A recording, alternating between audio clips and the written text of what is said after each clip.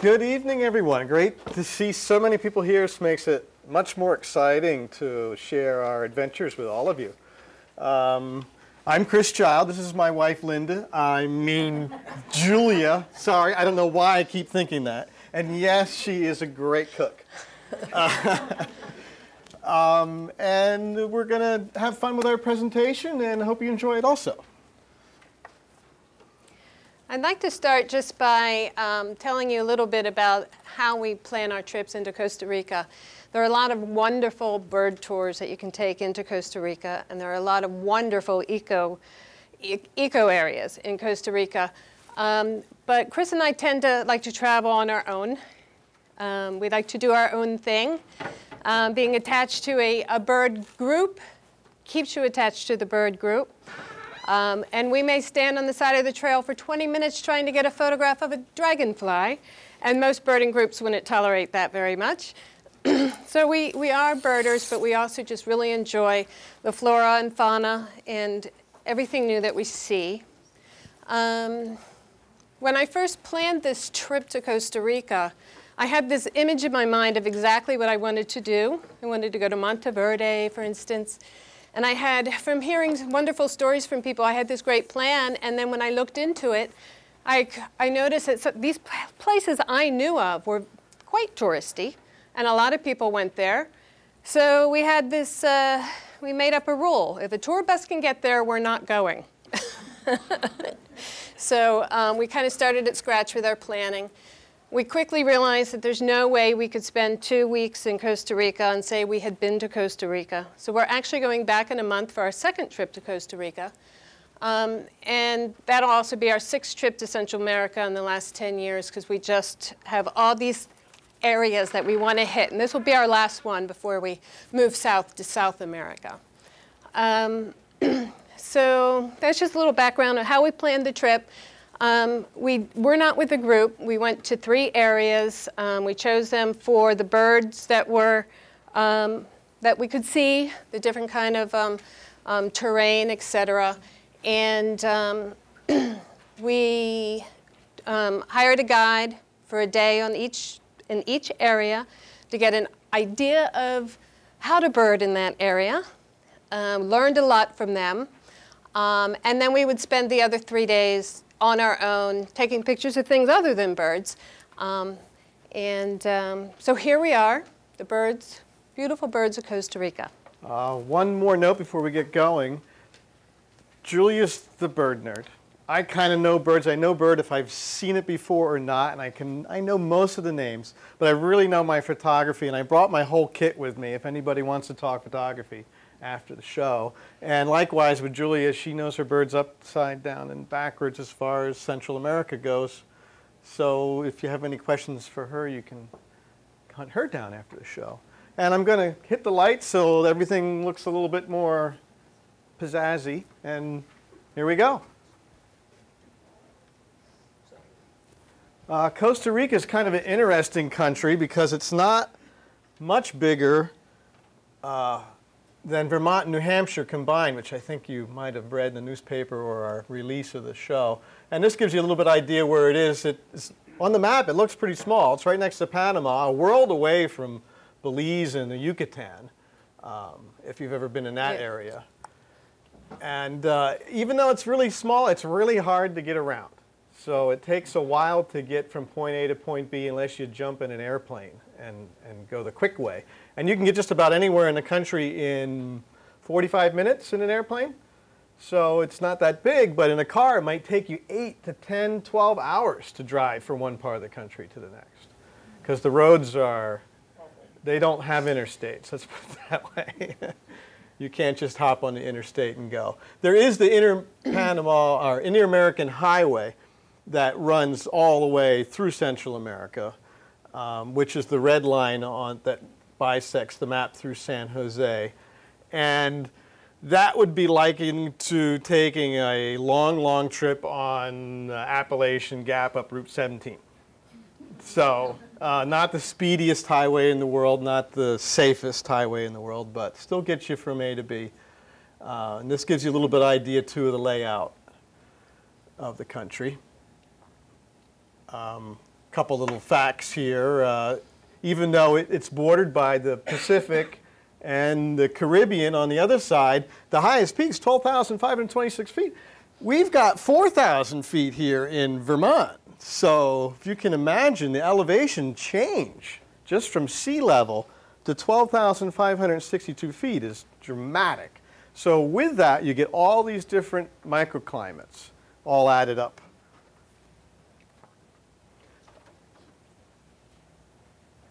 And here's a few of the zones that are ecological zones, different zones that you'd find throughout the country. We were basically, the photos you're going to see here in their trip is only in the last 3 categories.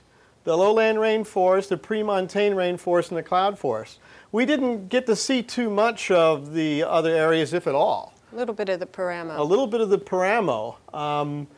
So that's why you need to go back, almost. There's so much to see and only so much time to be there.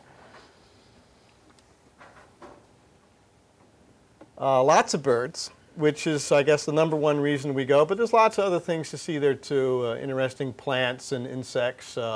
Mammals are a bit tough to spot. I think a lot of them are hunted for their meat and such. So they're not as easy to find, very wary of people. You need to go deeper into the bush, I think, to see more. Another little interesting fact is Costa Rica has 5% of the world's biological diversity in that one little spot, 5%. But it's only 0.03% of the Earth's landmass. So it's very concentrated, very full of life in one little place.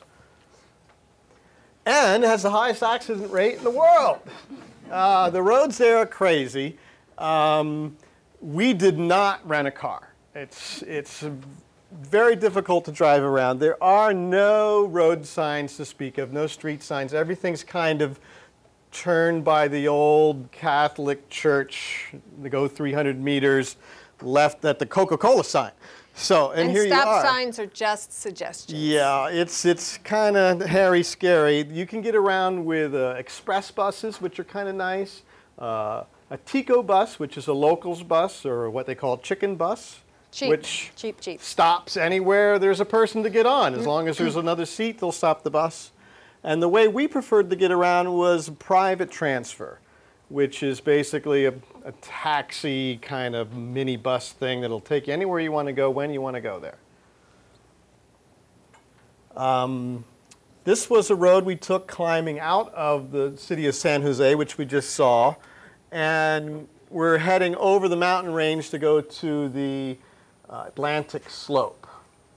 And this is the main road. This is not a side street. This is the main road. There's cars, there's buses, there's bicyclists. It's babies and baby carriages. Yeah, it's hairy, scary. And I'm glad I wasn't driving. She would just not look out the front windshield and look the other way. And you pass all kinds of interesting sights along the way, and people selling their wares, and trucks barreling at breakneck speeds. Once again, you can see there's no guardrails, there are no lines, and you drive defensively in an offensive manner. The bridge there south of Bristol on 116, this is beautiful. Compared to that. Well, no, wait, is it the other way around? I can't tell which is which. Oh, yeah, that's the decrepit wood bridge underneath the newer metal one. So, but we're close here. This is just kind of like living in Vermont. This is a transport truck, and yes, it is roadworthy, and it was used on a regular basis. I need to point something out on this picture, just to let you know how horrifying traveling in Costa Rica is. This is a plastic windshield. And I know it's been used because you could see the mud scraping from the windshield wipers on the plastic. Yeah. And it has all its tires and everything, so it's good to go. And you just wonder what he's been hitting. Probably the rental cars. So this is heading up out of San Jose Valley a little bit further. Very picturesque, very big valley, surrounded by mountains. And this down here is coffee plantation. More coffee plantation. This is a good reason to drink shade-grown coffee. They do take down the rainforest for coffee plantation. So not too long ago, this was all forested, and it's all coffee fields now. And we saw a lot of these black hillsides. This is for the floral industry. They're growing the ferns and the greenery for floral, the floral industry. So sunshade. I haven't bought a bouquet of flowers from the floral industry since I've been in Costa Rica. Now, a lot of it does come to this country. They grow a lot of floral products down there. And they're not, I mean, this spot here is probably 45 minutes to the international airport. So they harvest it, put it in containers, and off it goes to the United States.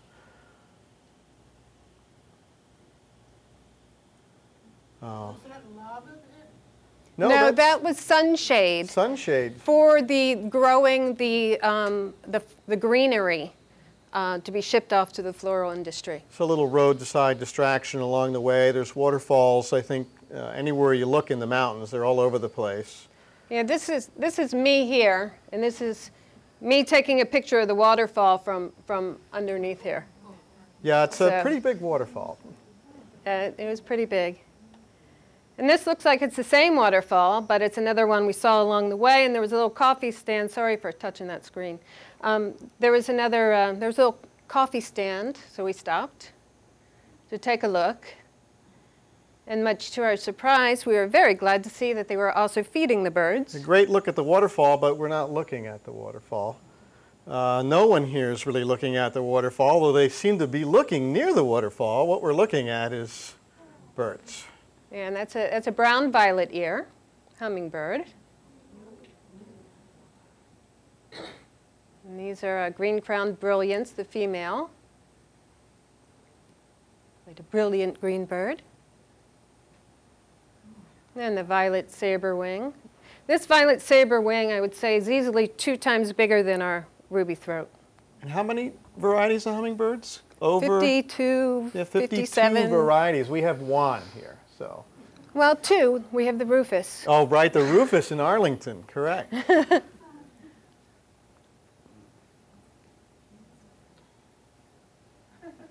And this is the female red-headed barbet. I have this picture in here because you can see the banana and the papaya, and they are feeding the birds. A nice backyard bird feeder display of birds here.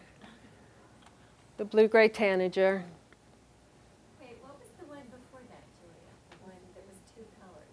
Oh, yeah, we'll get to that. We'll get in that one there? Yeah. That is the crimson collared tanager, but we have some more pictures of them individually. And that's the silver-throated tanager.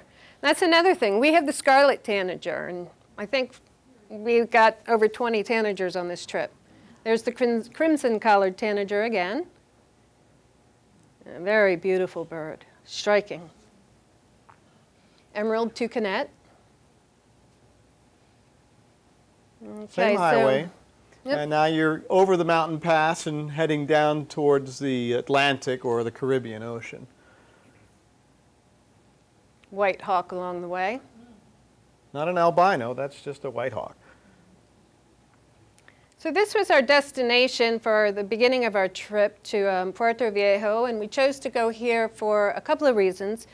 One is the La Selva Biological Station.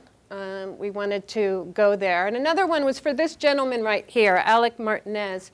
He is a B&B owner, but he's also been a champion in the Great Green Macaw Preservation Project in Costa Rica. So we wanted to go to his B&B. This was a little, what they call a soda, which is a little roadside restaurant. He took us to this down the street, and all this lavish food with chicken and beans and rice and some vegetables and Coca-Colas was probably came to $3 or $4 a person for the whole meal. So anyway, so our first part of our trip was to Alex's place. Nice little place. He and his wife built these little outdoor cabins on their property, well acquainted gardens for the birds. Real basic, inexpensive, food was great, birding was great. There's a yellow-tailed oriole. and a collared seed eater, pale-vented pigeon. And this is the female scarlet-rumped tanager, which is now called the Passerini tanager. And that's the There's male. the male, bright rump, and they're like chickadees. They're everywhere. And this is a lump in a tree, a very wet lump. Yeah, this was our neighbor. He was there the whole time we were there. This is a three-toed sloth. And He was in the pouring rain. yeah, we had one day of pouring rain there. There he is a day or two later, all dried out. But he hung out over our cabana there. This is an orange-chin parakeet, which Alex had rescued. You can see it had its wings clipped. And so he was just taking care of this bird till it grew new feathers and was going to release it. A lot of folks down there still take illegal parrots and other birds from the wild as pets. And it's illegal, and when it's found or whatever, they try to take them away from them and reintroduce them back into the wild again. What time of year were you there? March. This is La Selva Biological Station, which is a tropical research station. They did allow some tourists in there. They only allow 65 people in this 1,500 hectare area, only 65 a day, and that includes all of the researchers. So that really limits people coming in from outside. But we had it arranged ahead of time. And this is the main way in. There's a big river kind of on the inhabited side of this reserve, and this is the only way in. So that's how they really control how people get in, other than the natives who would go across in a canoe or something like that. But as far as researchers and bird watchers and such, you need to go across this bridge to get in. We didn't get too far. Yeah, I think we spent a half an hour on the bridge and we weren't really in the reserve yet. And that's a squirrel cuckoo, and that's not the greatest picture, but they're wonderful to watch because they move through the trees like a squirrel. That tail moves like a squirrel. It's just great. Here are a couple of flycatchers. You got the great kiskadee down there and the boat-billed flycatcher up there. There are like 7 different species of flycatchers that all looked alike. They look very similar, yeah. When you really look at them, you can, when you really study them, you can tell the difference a bit in the coloring, how many rings they have on their head, size, shape of the bill. There's a pale-billed woodpecker. I tried to fool somebody about that being a ivory bill, but they didn't buy it. And a streaked wood creeper. Yeah, we have the brown wood creeper here. We have the brown creeper here. The brown creeper, and down there I think there's 16 varieties of wood creepers. Wood creepers, right, that 17 look or so. very similar to each other. So it's like our equivalent of our LBBs up here, being sparrows and such, where you don't quite know what you're looking at sometimes unless you really study it. And the creepers down there are like that, but it makes them fun to try to find and figure out which one it is. We also saw a number of motmots in this area. This is a Rufus motmot. There's the boat-billed motmot, broad-billed, excuse me. There's the blue-crowned motmot, and the turquoise-browed motmot. It was a great motmot day. So there's 4 types of motmots, just like that. And the motmot, for those of you who aren't familiar with Central American birds or birds outside the United States, you might want to back up 1 or 2, but they all have this teardrop tail. Okay, so their stem here is missing some of the barbules, and you get that teardrop look there.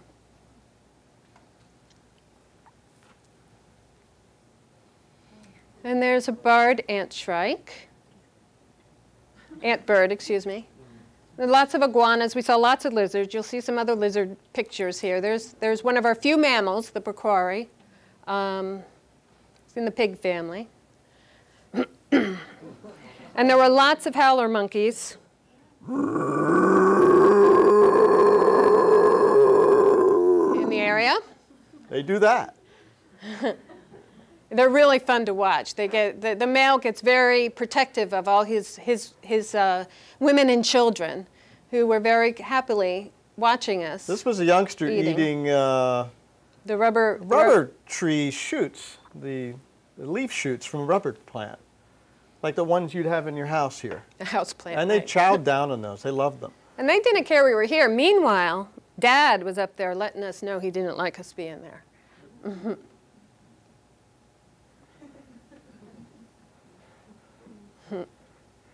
Really didn't care we were there.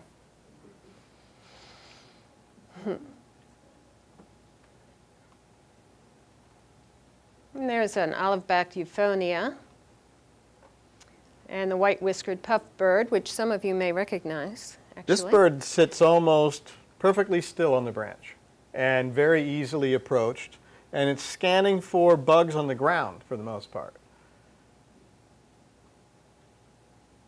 We also saw a good number of trogons, and one of the great field marks of the trogon is the eye ring. And these are birds that sit up on a branch such as that, and they just slowly turn their head. And they're flycatchers, so they'll sally up and come back to their branch. And this is a black-headed trogon. There's a slaty-tailed trogon, which actually were hard to find there in Costa Rica. Actually, I take it back. That first one was a violation. There's the black-headed. This here is a crested guan, and the fun thing about this bird, even though you can't tell much about it in this photo, is it was up there drinking water out of that bromelid, and it was actually very high. He had his telephoto, and then we've cropped in on that. They never come to the ground. So these birds really live up in the trees. They're in the turkey family, but they never come down into down to the ground.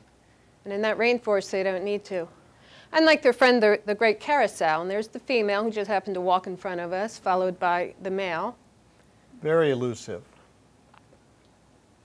Those weren't. A little bit of the rainforest. This is called pre-montane rainforest. That there's a walking, what they call a walking tree, because it moves in the forest with all those legs. And actually it does, but this is how it does it. This is a new root coming out, and it'll always travel towards the best water source. So over about 100 years, it does move, maybe a foot. And there's a photographer. And some of the flowers, the hatchet flowers.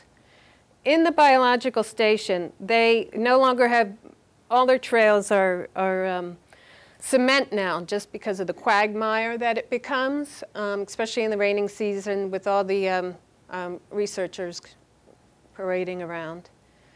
So it was actually really easy walking there.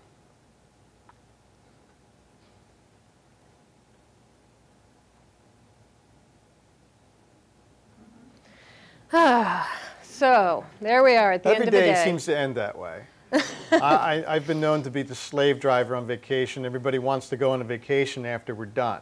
It seemed to put on a lot of miles every day, but you get the rest once the sun goes down, which down there is about 6:30 at night every day. The day and the night time's about the same length, 12 hours each way.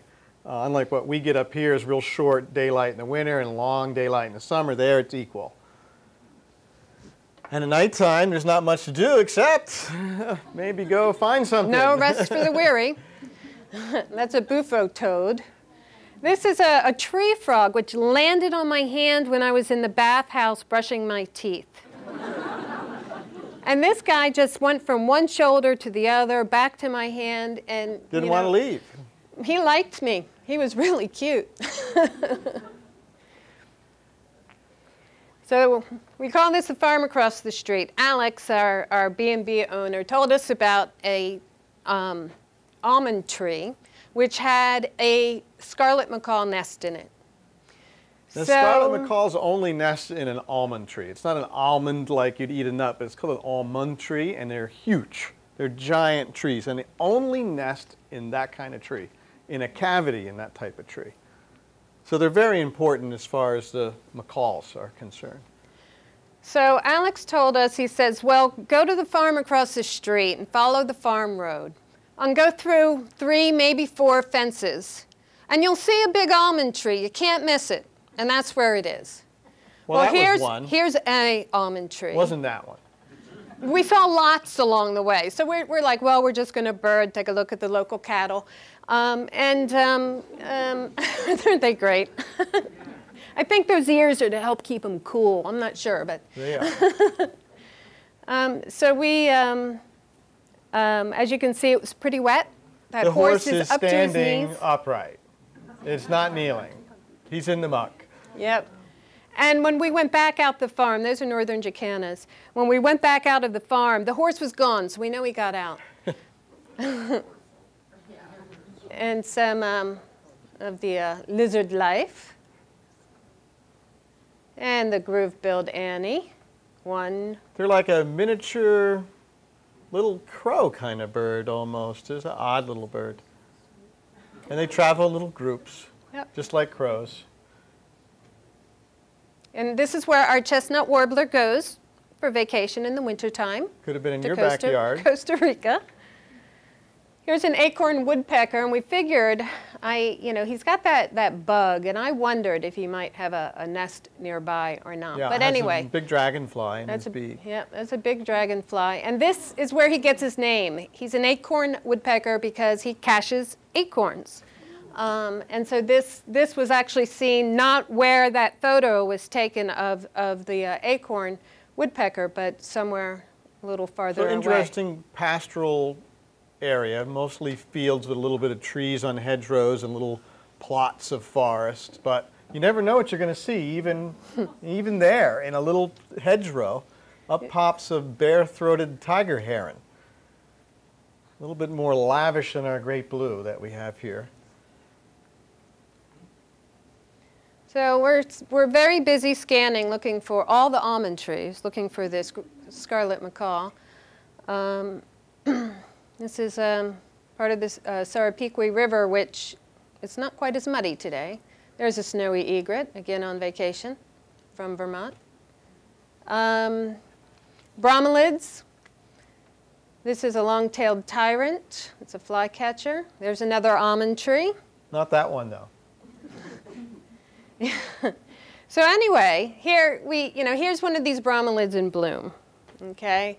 And, like I said, we're not just birders, so we take a look at everything and we appreciate everything. And as I was... How's that flash of pink in the flower? Yeah, yeah. And as I was enjoying it, I saw a bromelid on this almond tree.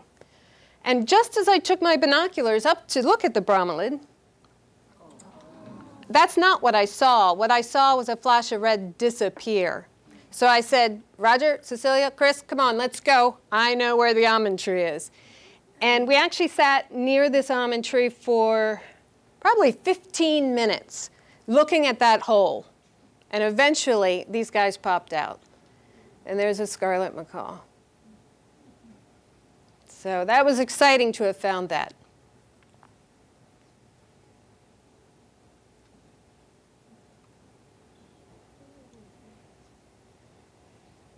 Well, wore everybody out again.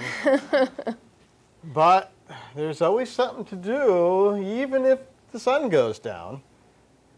You look It's for amazing something what you else. can find with a flashlight. There's a scorpion. And these spiders we are finding because just flashing your flashlight through the trees, you would see red dots. It's like, what are those red dots on those trees? It's their eyes Spiders. glowing back at you, reflecting back. So Alex was very impressed that we came back with stories of finding the great macaw, and the scarlet macaw, and impressed because we even had photos. I think you sent people there before and no one's come back with it. So he asked us, he said, I have to go monitor one of those green macaw nests that I've been helping preserve. You want to go? Yep, so the next day he took us down to the river nearby, probably a 20-minute drive, and here's all these big tourist boats where you can fit 20, 30 people on there. And I was like, oh boy, this isn't going to be so exciting. But no, he got us a little red speedboat. So we went speeding down the river, probably almost, 2 hours? Hour and 40 minutes, Yeah, easy. it was a long journey down the river. Speeding along, no 20-person tourist boat for us, no.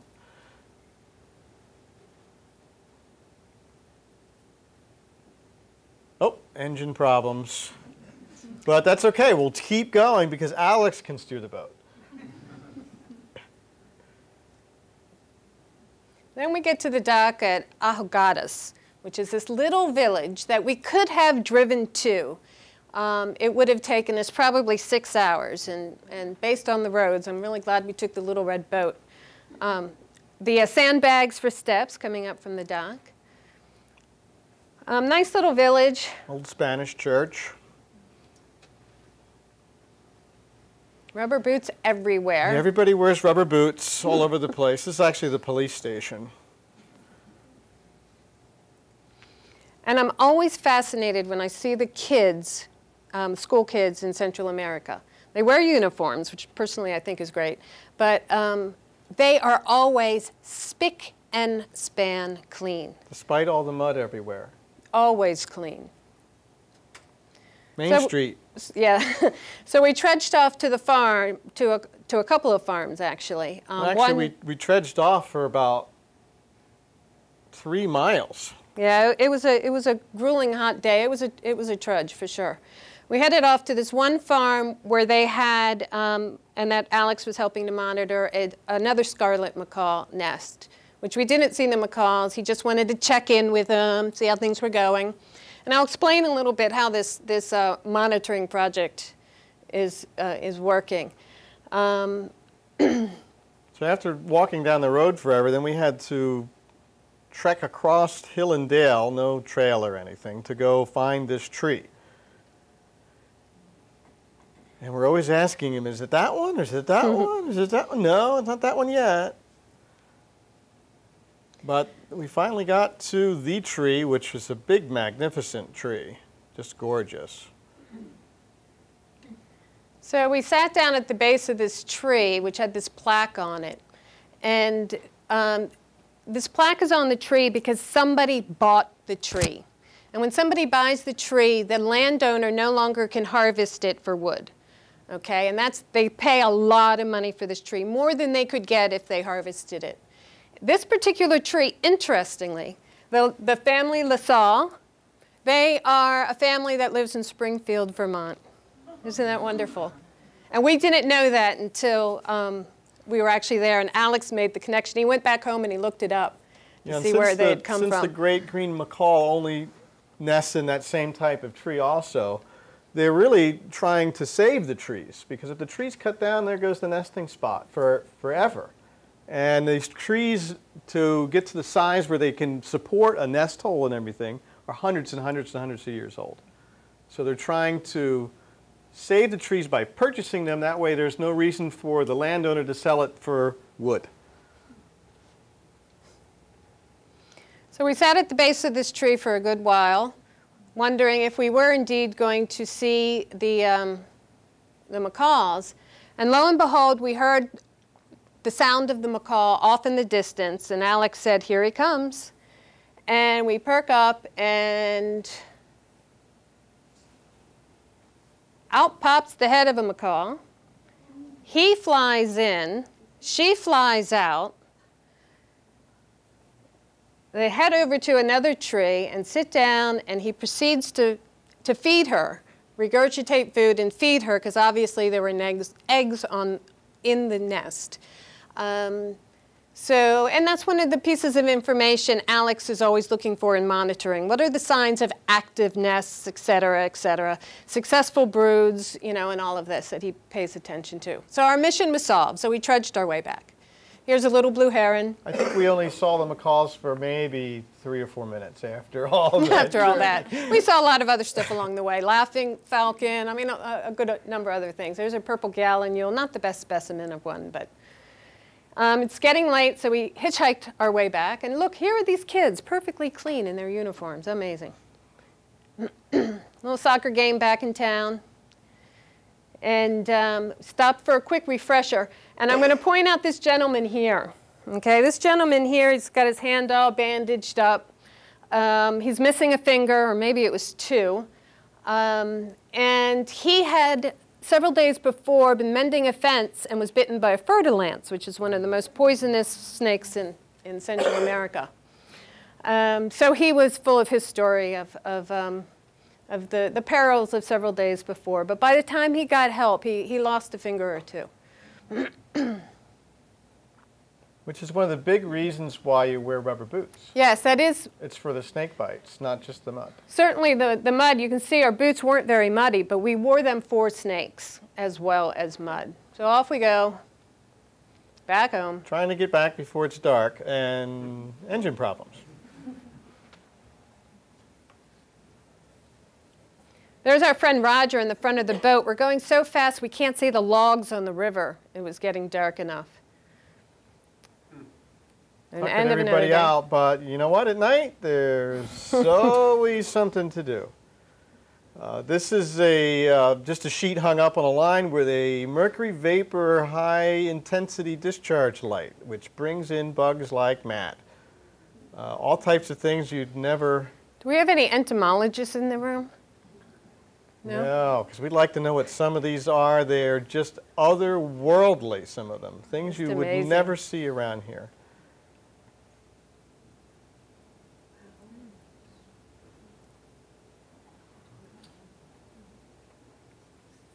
As you can see, they come in all sizes. I mean, this is a pretty big moth. That's a pretty big one there. So the next day, we up and left that area and headed over to the Pacific Highlands. The cloud forest area. Into the cloud forest area in a place called Rio Sevegre Valley, which, from what I understand, we met someone here tonight that was there while we were there. I'm having dinner, and I say to my husband, I said, I know that lady. And he said, you do not. And sure enough. So she was here, too. These next 4 days, she was with us. So now this valley faces the Pacific Ocean, and it's very high altitude. I think we're at 7,000 feet here. And just a Shangri-La type of atmosphere, really. You came into this down this long, steep dirt road, down, down, down, because we started at about 10,000 feet to come down into this valley. Just an amazing Shangri-La. And they very respectfully would, you know, clear areas for their avocado and peach and apple and their quite orchards. Quite cool climate. It was like comfortable, really. It was somewhat Vermontish without the snow. Pear, not peach, I'm sorry. Main mode of transportation down there is horse or foot. Yeah. So we saw lots of horses down in there. Yeah, these weren't just for people to ride, you know, tourists to ride around, and these are working animals and for the people there working their crops. So we stayed at the Sevegre Mountain Lodge, very famous for its birding, and again, very well kept gardens to attract the birds. And all these people standing around, what Full are of bird they nerds. looking at? Oh, right. Here's a purple violet ear. I mean, Dripping a green with violet ear, hummingbirds everywhere. Yeah. So it's the same family as that brown violet ear from the beginning. And there he is, flaring his ear, attracting female nearby, no doubt. Magnificent hummingbird. We have those in Arizona and all.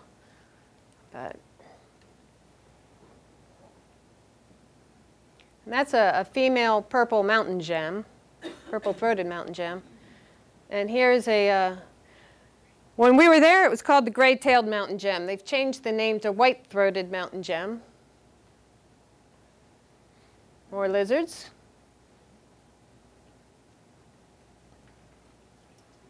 This is a collared redstart. I mean, a collared redstart.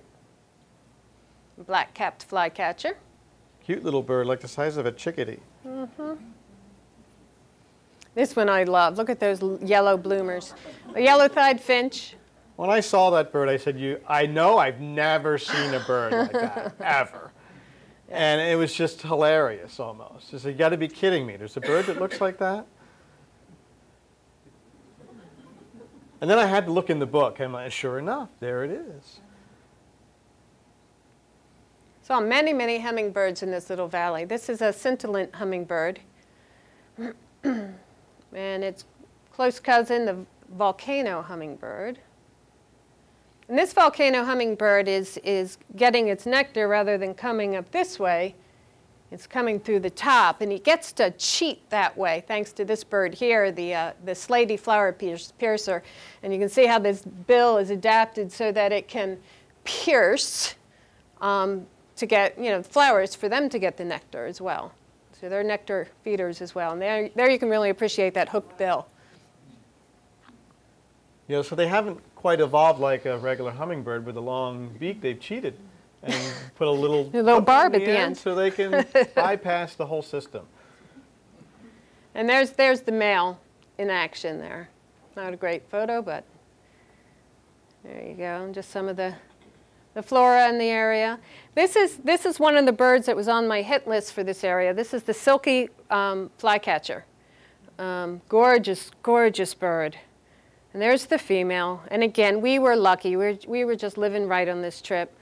They joined each other, and he decided that he had to prove to her he'd be a good husband and father, and proceeds to feed her. Here's a flame-colored tanager. And there's the male.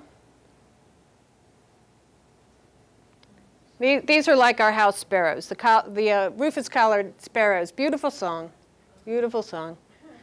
And these are black vultures. Quite a few hanging out in the valley, I think because of trash and compost was my best guess. They also farm fish here, and I was wondering if they're after fish entrails or something when people clean the fish out. But they're very approachable and very lovable and so adorable. That is not with much telescopic Yeah, that advantage. was maybe 10 feet away. And at nighttime, well, guess what? Well, no, maybe not. Some of the same old, same old. This is Sierra de la Morte, sorry about that. This is at about 12,000 feet, okay? Up here, as you can see, the trees are shorter. It's much more arid, so we had a different The English translation is Mountain of Death. Yeah. And the reason is because years ago when people would bring their wares to San Jose from a different part of the country, they'd have to come up over this mountain range to go to San Jose. And it can get quite cold at night, almost frosty, and people would die from exposure because they weren't used to it being that cold. Or weren't prepared for it, yeah. It could creep up on you. So the landscape, as you can see, is totally different. The bird life is totally different. On a clear day, you can see both the Atlantic and the Pacific by turning your head, which is quite a neat spot.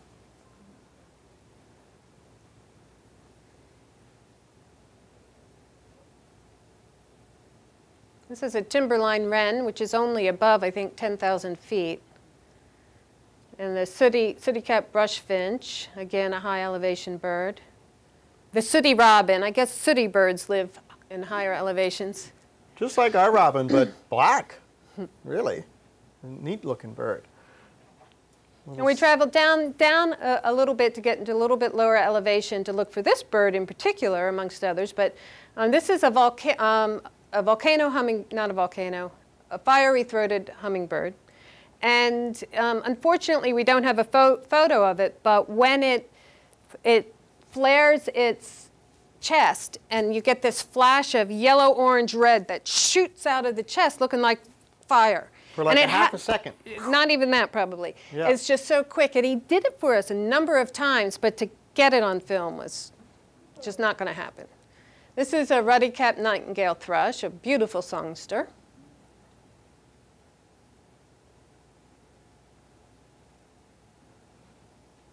Now the cloud forest, of course, when somebody goes to the cloud forest, they're looking for the resplendent quetzalis. But birding in the cloud forest is really hard. It's very dense.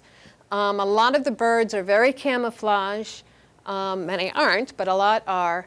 And it's like a symphony in there, but you can't see a thing.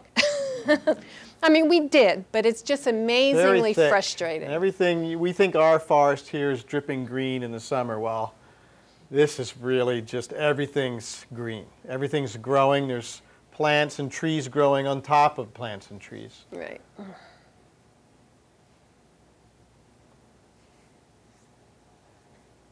But we were successful in finding some birds. That is a Cazalis. This is a juvenile, and we know it's a juvenile instead of a male because instead of a female because he has the yellow bill. So we were very excited to find that, but yet still hoping to find the adult male. Very beautiful, nonetheless. Very beautiful. Yes, yes. And as you can see, it was just really hard birding in there. It's just very dense. This was amazing, though. We heard him first. This is the black-faced solitaire. And when this bird opens its mouth, the sound that comes out of it is absolutely amazing. He puts our hermit thrush and wood thrush to shame. This is an amazing, amazing bird. I couldn't get away from this bird. I was just entranced by the sound it was making. And almost throws its voice. You think it's right there, but it's really not. And it was very hard to find. And we finally did. I couldn't believe the sound this was coming out of this bird's mouth. We don't have it. What was the name again? Black-faced solitaire. This is the buffy tufted cheek, and that's the black-thighed grosbeak. So we found some birds, but... Thick, thick canopy.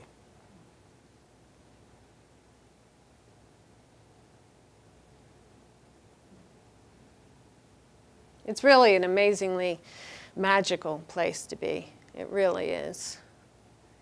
Kind of looks like around here, but a little bit thicker.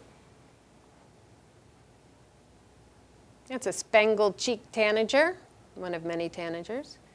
The gray-breasted wood wren, Hoffman's woodpeckers, tufted flycatcher. These are Inca doves. This is back down near the hotel. And this, this photo, okay, two people walking down the street. These people walked right by us. We were kind of camped out on the side of the road. I think Tana was there. And these, they just walked by, minding their own business, totally oblivious to what they had just walked by, or maybe they knew it was there but saw it all the time.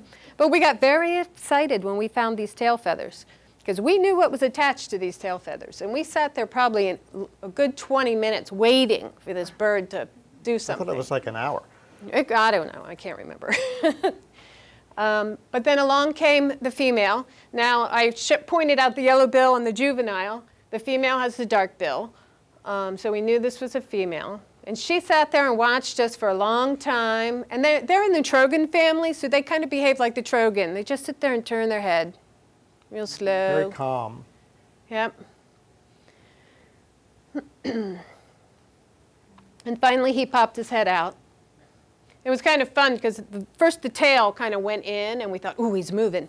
And eventually, and then in she went. So they take turns, unlike those macaws where he fed her. And there now he's is. going to go out and forage, and they really love avocado, for one thing. So who knows where he was going for lunch. But this, I don't know how well you can see this, but this tail, that's one. And when they fly, that tail just through the air. It's beautiful. And here's the Rio Savegre. And Chris actually took a little... It's a cold water stream, not much unlike a cold water stream we've had around here. Back when the Panama Canal area was inhabited by U.S. forces, some of the troops would come up north to this area to go on their R&R, and some of them got this great idea, at least they thought it was, to import trout from the United States.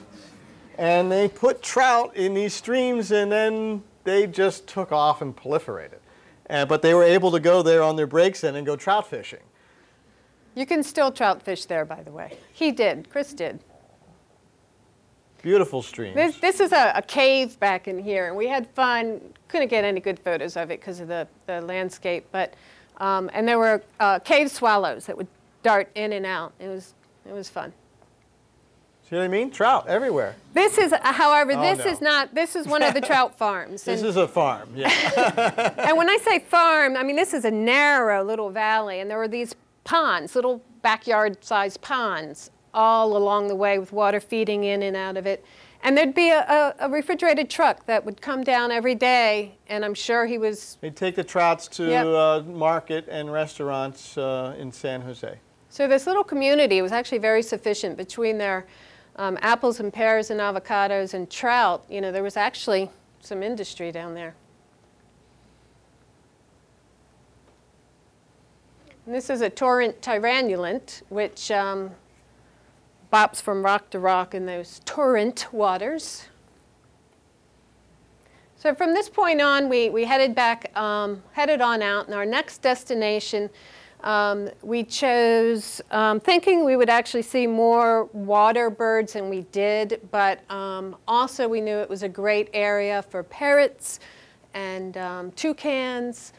And we drove on roads like this for probably 6 hours. Local's house. And the road just kept getting worse.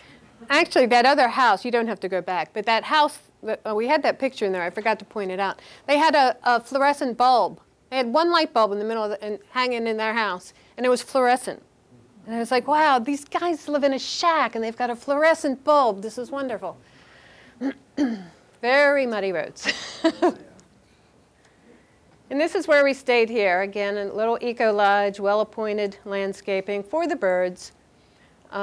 Interesting, when we were here 4 nights, and a van came in with a birding tour. I talked about the birding groups.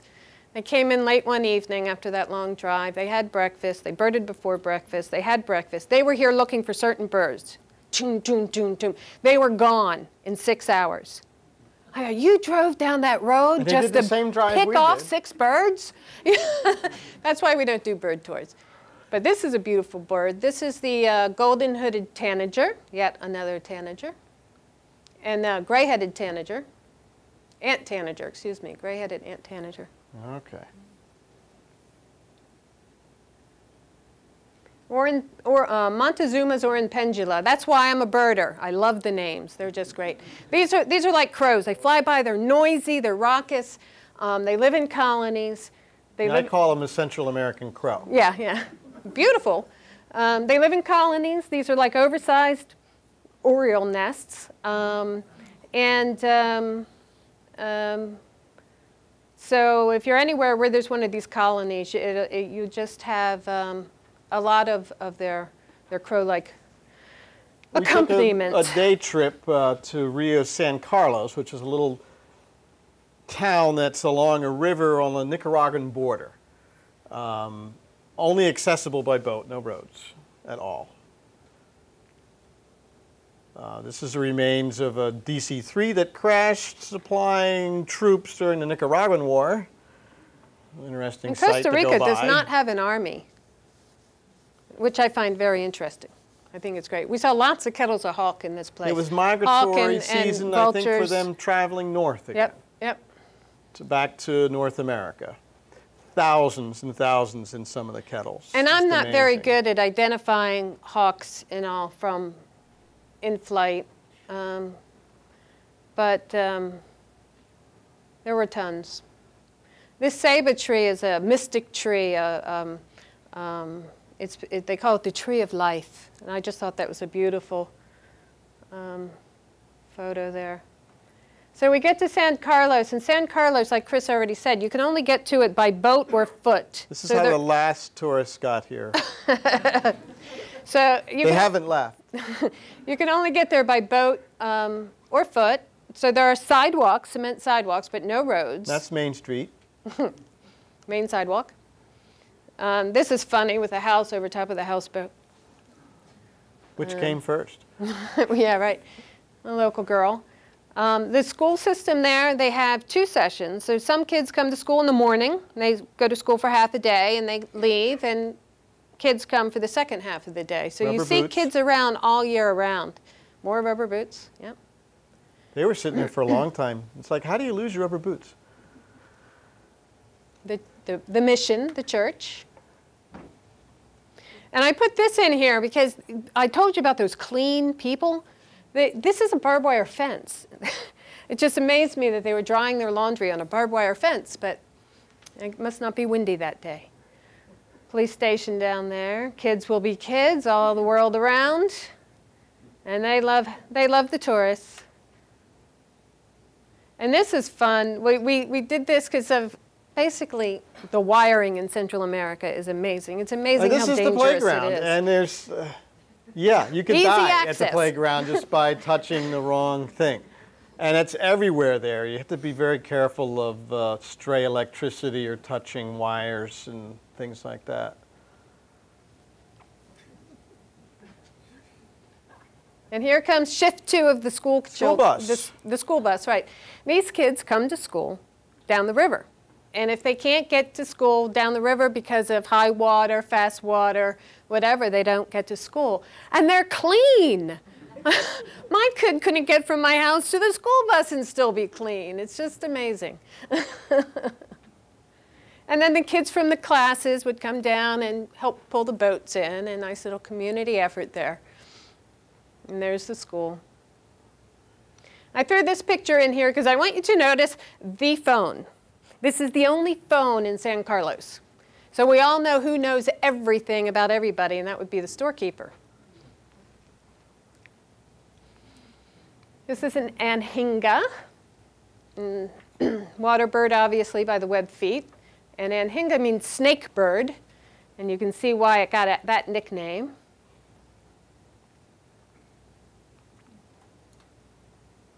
And a river turtle. And some more lizards. They call that one there the Jesus lizard because he literally runs across the water. There's an alligator. Big one. That kept us from wanting to go on an afternoon swim. And we did do some paddling in the lagoons. After seeing that alligator, none of us dared get in. As you can see, the state-of-the-art paddles we had to work with. Here's a pygmy fly. I hunted for this bird for a long time because I really like kingfishers. And he's just such a beautiful kingfisher. Yeah, this is the female. The other one was the male, so there was a pair there. That big. He's like 3 or 4 inches tall. A little tiny guy. Cute. Hard to find once again. And that's the Amazon kingfisher, a bit bigger. It's still smaller than our belted kingfishers. And I'll bet you we've all seen a green heron around there. And this bird was beautiful. This is the chestnut-bellied heron, which they also call the agami heron. Mangrove swallow. And then the spider monkeys. These spider monkeys traveled from one side of the lagoon to the other, right over our heads, which was exciting, until I swear they were throwing them at us. Fruit started falling like bombs on both sides of the canoe. I really wished I had a hard hat with that one. And I couldn't tell if they were throwing them or just knocking them off the trees. I do think they were throwing them at us. Anybody see what's here? Nope. Keep going. Proboscis bats. Yeah. Very camouflaged, very unusual looking bats. They hang out around water. We've always seen them on logs or around water or rocks that hang over the water. Yep. But they seem to be always living in an aquatic environment. Mm-hmm. Yeah, we've seen those in Belize and a number of the other Central American countries.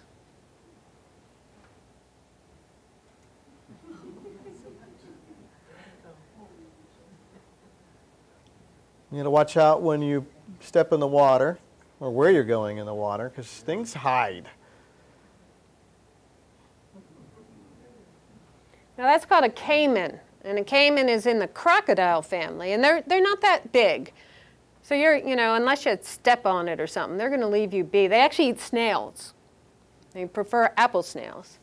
We were lucky and had this bird fly right over our head and disappear into that hole, and then he turned around and he looked at us. And it's a Costa Rican pygmy owl.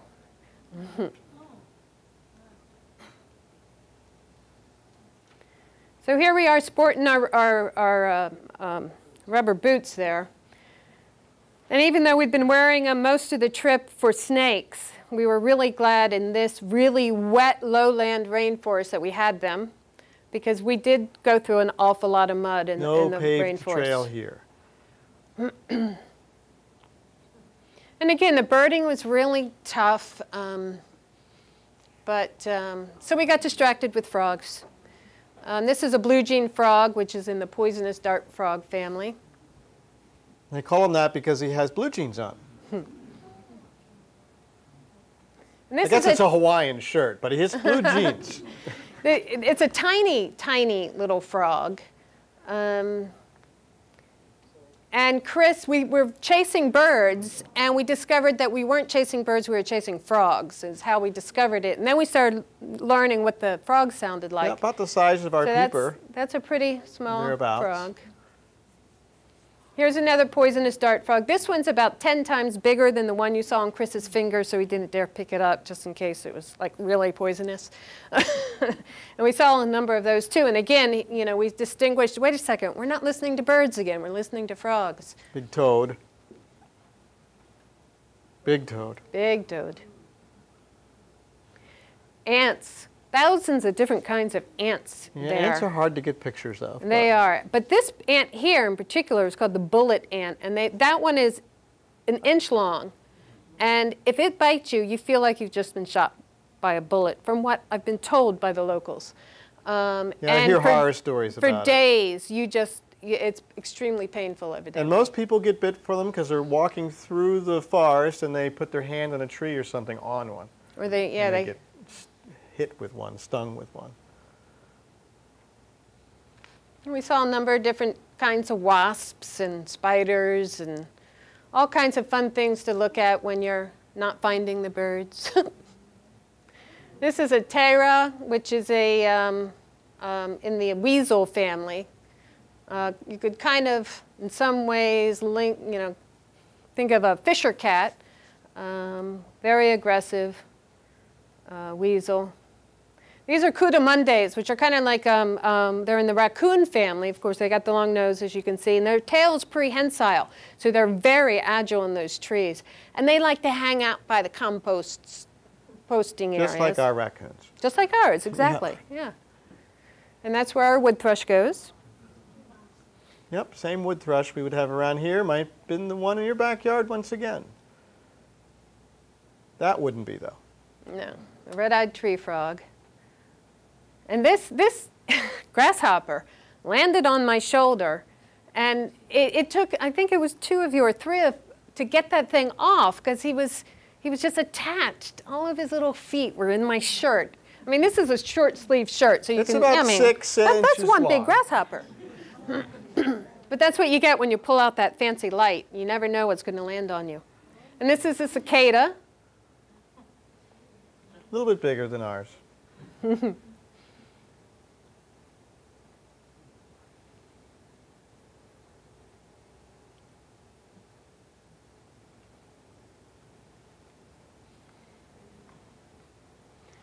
This dragonfly was just beautiful. I have this hanging on my bathroom wall. It was just an amazing. He would open up those wings, and that blue was like a morph butterfly. It was wonderful.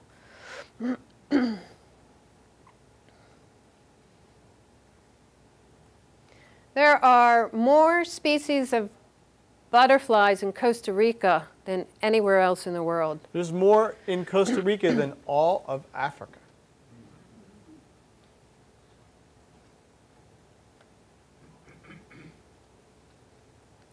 And that is an amazing butterfly. Do any of you know what that butterfly is?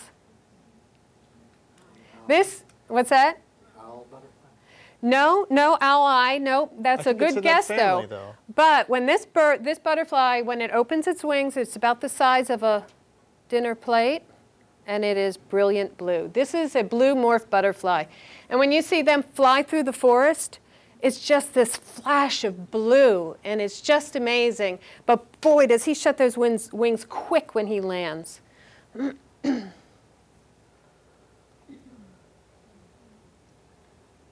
wild ginger. Thorny ferns. Different birds of paradise. Heliconias. Water lilies. And this is where we had our breakfasts every morning, and Breakfast, lunch, and dinner. Well, breakfast and dinner, and great place to view the birds, and we were accompanied every morning by parrots and toucans, and there's the brown-headed parrot and the aracari toucan. I mean, not just the aracari, sorry, the chestnut-mandibled toucan.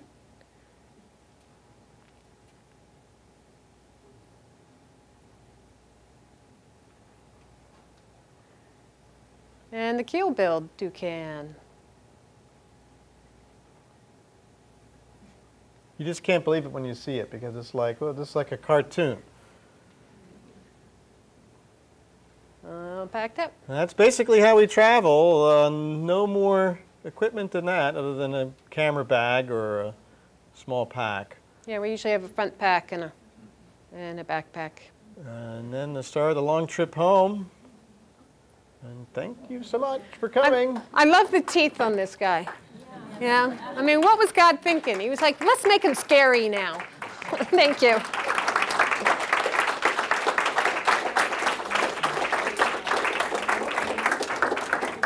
Does anybody have any questions or?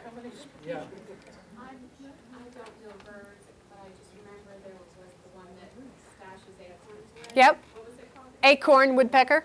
Woodpecker. Yeah. Okay.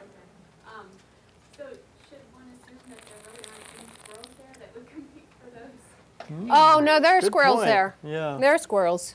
You think that his acorns would be so vulnerable right out there in the open? Well, we had a lot of them there. Yeah.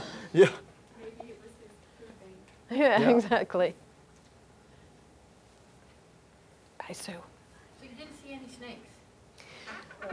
We actually in Costa Rica, we did not see any snakes. We've seen snakes in every other Central American country we've been to, but I don't think we saw a single snake in No. Costa Rica. We No. did see one once in a while. Usually it's some local has one hanging it up because he just got it with his machete or something. Yeah, and we did see some fur-de-lance that were no longer with us, so to speak. No, but in Honduras we saw the pink boa, and we've seen the indigo-tailed, the blue indigo boas. I guess that was also a boa, but no, we didn't see any in Costa Rica, which was really surprising to us, despite those rubber boots. Yep. You were talking about the trees that they're preserving, the person who even bought one, et cetera. Are there any, but they weren't surrounded by any other trees? I'm wondering are they just saving the old ones, or is anybody bringing up another generation? Well, I can't tell you if they're just saving the big ones. I do know that Alex is preserving the known trees that have nests. Okay, it's expensive to buy a tree, and Alex doesn't have the money. And so they raise money, and I forget how many hundreds of trees had actually been purchased. But a lot of these trees are actually in areas that had already been deforested. Okay. And I think because of the time span it takes to get one to the age where it's viable to be a nesting tree, once again, it's hundreds of years. Now another. So to plan that far into the future, I don't think they're thinking that way. Well, I think they are, because there is a law now that it is illegal to harvest almond trees.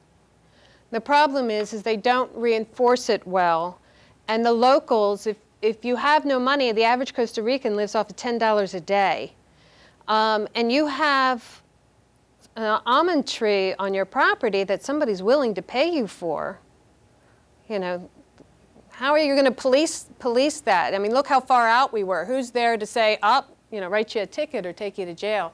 So this is a way to get into the community and to get into the areas where the trees are vulnerable to succumbing to this type of gosh, I need to feed my family, and this guy's going to offer me $100 for a tree, So that, they pay good money for these trees. And then Alex and his buddies, they monitor them. So those trees had better be there when they get back. Mm-hmm. Yeah. But that's great questions. But no, the country has made it illegal to harvest almond trees. But, so those new ones will come up. Will grow up. Any other questions? Hi, Marita. What about language?